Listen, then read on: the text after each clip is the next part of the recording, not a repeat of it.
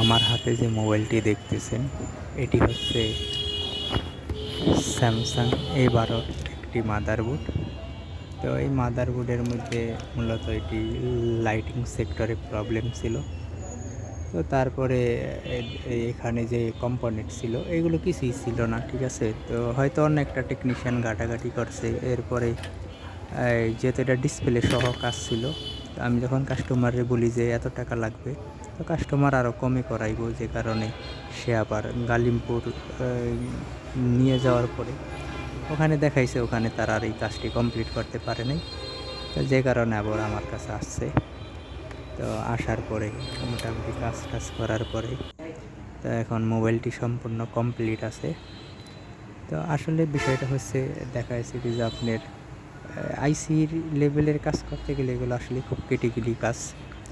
তো এগুলোর জন্য যেমন একটু সময়ের দরকার, পাশাপাশি আইসি চেঞ্জ করলে তো অবশ্যই খরচ বেশি হবে। আবার অনেকে মনে করে কি যে মনে হয় অল্প খরচেই অনেক কিছু করানো যায়, আসলে বিষয়টা এরকম না। মানে আইসি লেভেলের যত কাজ আছে সেইগুলোতে খরচ অবশ্যই বেশি। আর সজীব টেলিকমে অবশ্যই আপনারা সব ধরনের মানে আইসি লেভেলের যত কাজ আছে এখানে সব কাজই করা আছে।